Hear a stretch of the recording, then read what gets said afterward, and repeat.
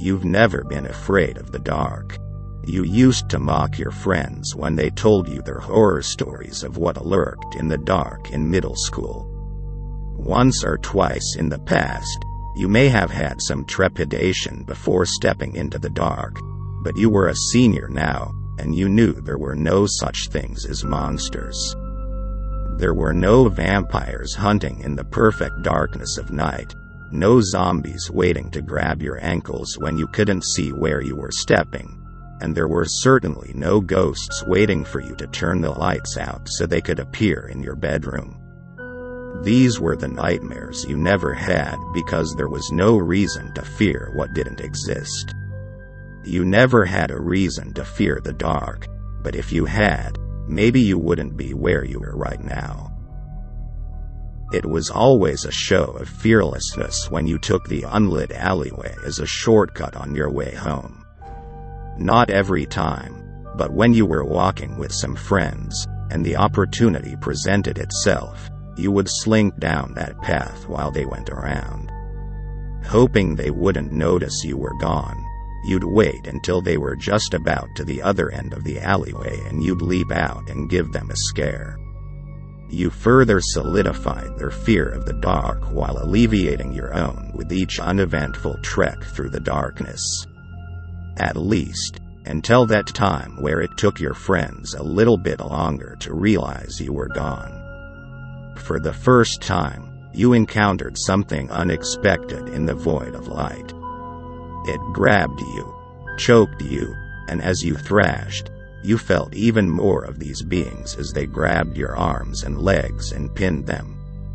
The last thing you heard before succumbing to unconsciousness was the panicked voices of your friends calling out to you. Now, you have nightmares every night. That's not to say the iron cage you're locked in brings you any comfort when you awake. The grimy metal encloses all around you, not giving you enough room to even stretch your legs. You have a single pillow, sticky and smelly, unwashed for who knows how long, that you rest your head on, curled up in the fetal position while your naked body shivers on the cold floor.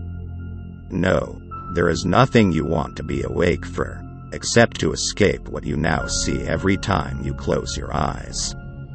When you're lucky, you're still just in the cage. At least time passes quicker that way. But more often, you imagine the grotesque faces and shapes of the monsters that now hold you and what their plans might be. These nightmares have become deeply ingrained into your mind, and the idea of monsters no longer seems so laughable to you. This dreamscape of horrors runs rampant in your sleep, as if making up for the lost years of peaceful nights. It's been dark for days now, maybe weeks. Dim lights illuminate some spots around you, and you see other cages, more captives of these creatures. But no one makes a sound, for fear of attracting too much attention from their captors. Food comes scarcely, a putrid gruel just edible enough to keep you alive. You eat it, praying that salvation may come. But this routine continues, day after day, weaning you from your hopes and prayers. But one day, the routine stops.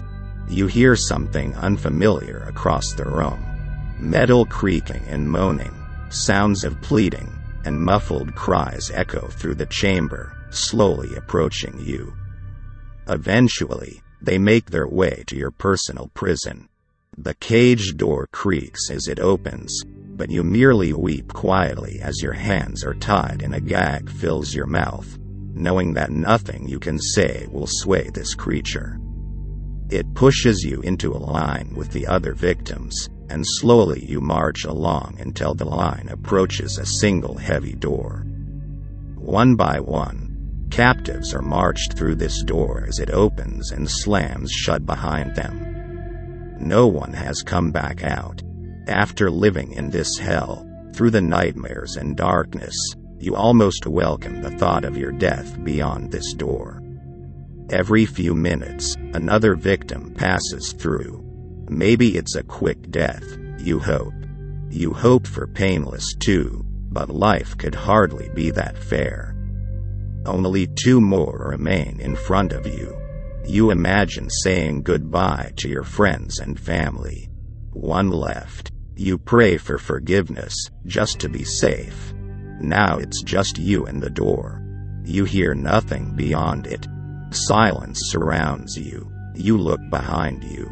You can just make out a figure standing there. There is no escape. You accept death and prepare yourself. The door opens and a hand grabs you to pull you inside. You hear the door slam shut behind you. The same hand pulls you forward by the wrist a few more steps.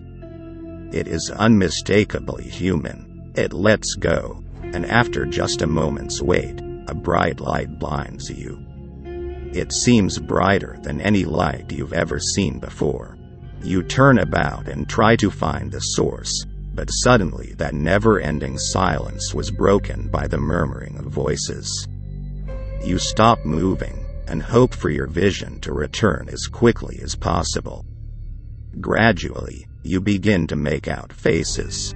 People. They stare at you in near darkness from slightly below. You finally find the source of the light above you, and you realize you're on a stage. Your mind races to explain what's happening, but as you look over the faces of the crowd in front of you, there's one you recognize. A teacher of yours, Mr. Corman. You're in his physics class right now, and you can tell by the shocked look on his face that he recognizes you. You try to call out, to beg for help, but the gag ensures only muffled nonsense comes out. You only get to plead for a few seconds before a voice booms over an intercom. This is the last one for tonight, people, so lay down what you've got now. Bidding starts at 10,000. Hands go up in the crowd, raising the bids higher, and you can only watch in horror as your last hope, Mr. Corman, breaks a sly smile over his face and raises his hand as well. You were right about monsters, at least. They don't exist, but as you look at the sadistic faces filling the crowd in front of you, you understand that there are far more sinister things hiding in the dark, and that your nightmares are just beginning.